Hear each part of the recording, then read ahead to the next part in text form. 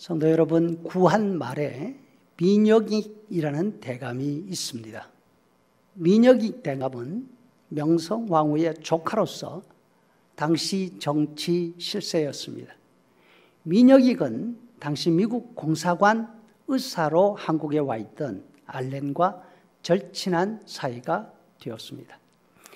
사실 알렌은 나라에서 금지하는 선교사였습니다. 나라가 선교사의 입국을 허락하지 않는 정책 때문에 신분을 감추고 공사관 의사로 와 있었던 것이죠. 당시 한국 최초로 우정국, 우체국이 열리는 축하 잔치 자리가 있었습니다. 그 자리에서 정변이 일어났습니다. 1884년 12월 4일 저녁 갑신 정변이었죠. 김옥균, 박영환을 비롯한 개화파 사람들이 그 반대파 사람들을 살해하고 정권을 잡으려고 하는 일종의 혁명이었습니다. 이 자리에 민여깃 대감도 자기에게 공격을 받았습니다. 13군데나 되는 곳에 칼에 찔렸습니다. 민여깃은 비명도 지르지 못하고 그 자리에 쓰러지고 말았습니다. 얼굴에도 귀에서 볼까지 깊은 자상으로 뼈가 드러나 있는 상태였습니다. 갑작스런 병고에 모여있던 사람들은 각자 도망가느라고 바빴습니다. 쓰러진 민여깃을 돌볼 상황이 아니었습니다. 그런데 그 자리에 함께 있던 미국 공사가 민여깃을 알아보고 가까운 집으로 옮겨놓습니다. 그리고 의사인 알렌을 불렀습니다. 알렌은 민여깃을 보자 그 옆에서 치료하고 있던 한의사들을 다 내어보냅니다. 그리고 칼과 메스 들고서 대대적인 수술을 합니다. 그래서 민여깃의 생명을 구해놓죠. 이 수술은 알렌 자신의 모든 것을 건 모험이었습니다. 너무나 깊은 상처를 입은 상태라서 수술로 사람을 살려낼 수 있을지 없을지 확신할 수도 없었습니다. 무엇보다도 그 한국에서 내놓으라 하는 궁중에서 일하는 의사들 14명을 다 내어본 상태였습니다. 내가 책임지겠다는 그런 뜻이 아니겠습니까? 당시 한국에서는 환자를 칼로 수술하는 예가 없었습니다. 유교 사회인 한국에서는 사람 몸에 칼을 댄다는 그 사실 상상할 수도 없었습니다.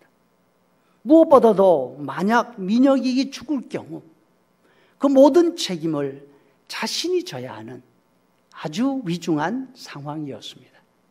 다행스럽게 민여깃은 알렌의 수술로 의식을 회복합니다.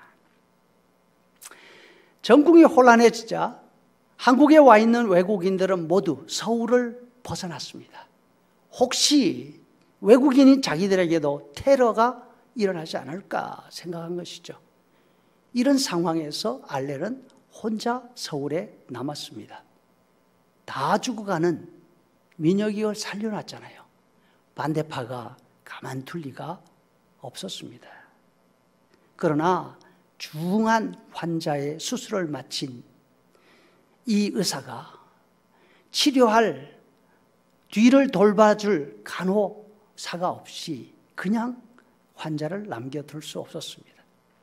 또 그 정변으로 인해서 다쳐서 치료가 필요한 사람들이 한두 명이 아니었습니다. 민여깃은 자기의 목숨을 구해주었을 뿐 아니라 자기 신변의 위협을 감수하고서도 끝까지 서울에 남아서 자신을 비롯한 생명에 위급한 사람들을 치료해 준 알렌을 신뢰하게 된 것입니다.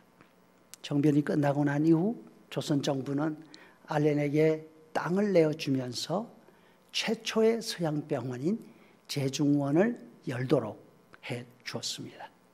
제중원은 후에 세브란스 병원으로 발전하죠. 지금 한국에서 세브란스 하면 모르는 사람이 아무도 없을 것입니다. 그 후에 선교사들이 한국에 들어옵니다. 언더우드와 아펜셀러 같은 선교사들이 그 위에 자유롭게 정부의 간섭을 받지 않고 선교 활동을 할 수 있게 된 것이 바로 이 알렌의 그 수고, 그 영향력을 크게 입은 결과라고 볼 수 있습니다. 한국 정부는 알렌과 같은 기독교 선교사들을 신뢰합니다. 복잡한 국제 정세 내에서 선교 일을 허락할 뿐 아니라 나라 일에도 선교사들의 도움을 구하고 선교사들의 조언을 요청하게 되었습니다. 어려울 때 남을 돕는 일은 위험을 감수해야 할 수 있습니다. 그러나 어려울 때 우리가 남을 도우면 우리의 진정성, 우리의 진실함을 드러낼 수 있는 좋은 기회가 됩니다. 알렌과 민혁이 사이에 재미있는 일화가 하나 있습니다. 알렌이 선교사들 모임에 민혁이를 초청합니다.